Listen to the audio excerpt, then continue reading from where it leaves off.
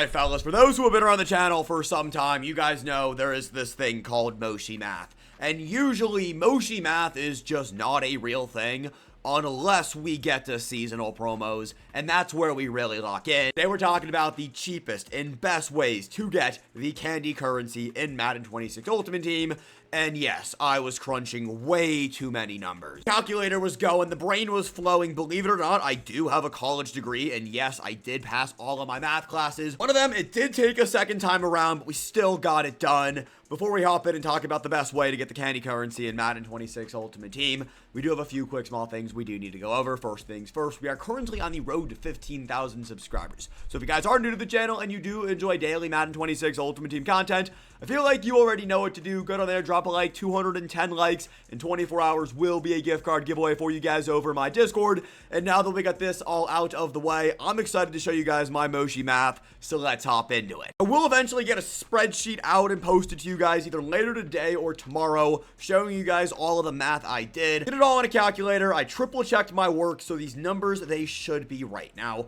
when it comes to candy, just a quick little breakdown for those who might be new. Candy is the most feared special currency.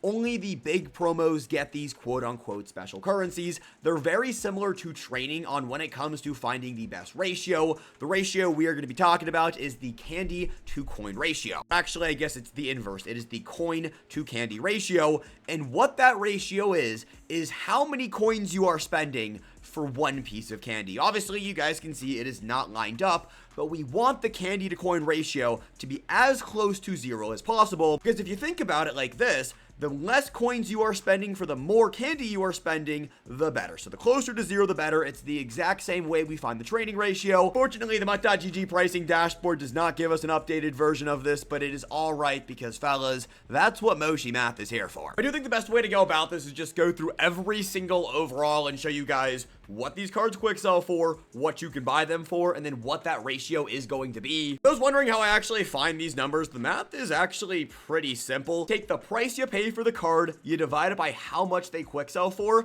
and that's the ratio you're looking for. And again, you want that ratio to be as close to 1 or 0 as possible. 1-to-1 ratio means you are paying the same, and anything less than 1 means you are actually getting a better value for your coin to candy. In this case, in this scenario, there is no way you are going to find anything under 1, but close to 1 as possible is what we're looking for. Starting off with the 90s, I saw you could buy 90s for on average about 450,000 coins. Obviously, you can find them for cheaper, but 450 on average is what I was seeing. These cards quick sell for 35,150 candy, and that ratio, if you guys do the math, will be 12.8. I say it right now, this is the best ratio. Champions usually have the best ratio when it comes to coin to candy. The cheaper you find the 90s, the better off you are going to be. In overall order, we got 87s. I was finding 87s for about 137,500 coins. These cards quick sell for 8,925 candy, and if you take that ratio, that gives you 15.37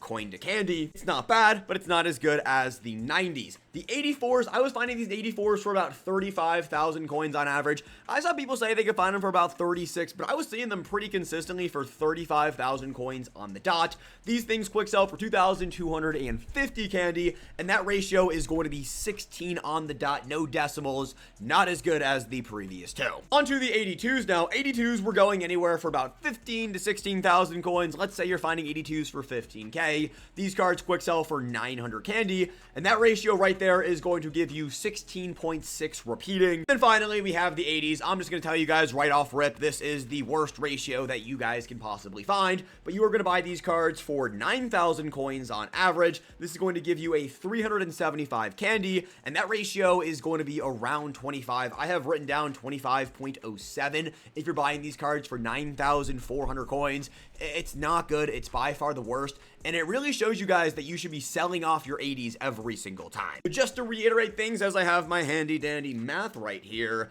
90s 12.8, 87s 15.37, 84s 16, 87s 16.6, and then 80s you got a 25. You should be selling off your 80s every time. So yes, the best coin to candy ratio are going to be the 90 overalls. Does make sense, and this is actually how these things usually go, so I'm not surprised by this in the slightest. I don't talk about the LTDs because LTDs quick sell for coins, not candy. Of course, that isn't the only way to go out there and earn candy. Of course, you earn candy by playing through the house rules as well as playing through solo challenges and the field pass. I'm not going to really bring that into the equation today. I haven't played enough of the house rules to really know if it's worth your time when it comes to getting candy. I think the offline one might be a solid bang for your buck value right here. But again, I really just haven't played it too much to really know. I will let you guys know. Of course, you get a bunch of candy from solo challenges as well as the field pass. If you guys do quick sell away B&D players, because as you play through the game, of course, EA doesn't want to give us auctionable players from the field pass and solo challenges. I've been quick selling my players, and that's actually how I have 23,000 candy, by quick selling the free players EA has given us.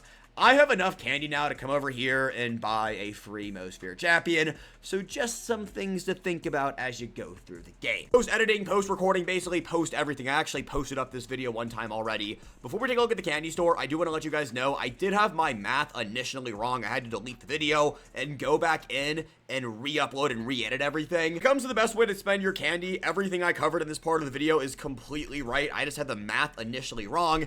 And you guys know that's how Moshi math usually is, but we dial it back in and we hit the books again. Now over here in the candy store, what is the best way to spend your candy? I'm not gonna lie, there was a pack right next door to the trick-or-treat pack. I think it was called like the Most Feared pack. That was what I was gonna say is the best way to spend your candy. Unfortunately, it's not here right now, so we don't have it in the game. Maybe it comes back by 3 p.m. today while you guys are watching this video. And I do actually like that pack right here. Pretty much every pack that says refreshes on October 23rd is going to refresh. It's also every pack with a limit. So if you buy a pack one time, don't worry, it will come back next Thursday. I would assume this store refreshes 3 times throughout the entirety of the Most Feared promo. 3 refreshes are including today, so I guess 2 total refreshes, but you can buy each of these packs. I mean, for the case of the Most Feared Spooky pack, 15 different times. When it comes to the Most Feared Champ Fantasy pack as well as the B&D Most Feared Champ Fantasy pack, we can actually see if these are worth their current value using the same average we used for the Most Feared Champions of 450,000 coins, because that is what you can actually sell these champions for. If we come over here and do the math of 51,550 candy for the auctionable version, and we divide that number by 450,000 coins, it actually costs you more candy to buy this pack right now. It would take to buy you a champion that costs you 450,000 coins. You can take that number though, and let's say there is a champion and there is a few of them like a Randy Moss, like a Sauce Gardner. You can earn, if you earn free candy, go and open up this pack, go get Sauce Gardner, go get Randy Moss, whichever one is selling for more coins, and sell them off. You buy the card off the auction house. Now, it was really close to 450,000 coins, like it was like 1.1. The cheaper cards are actually not worth picking out of this Most Feared Champ Fantasy pack, but if you want to rip this open, I would just pick the most expensive one and sell him off.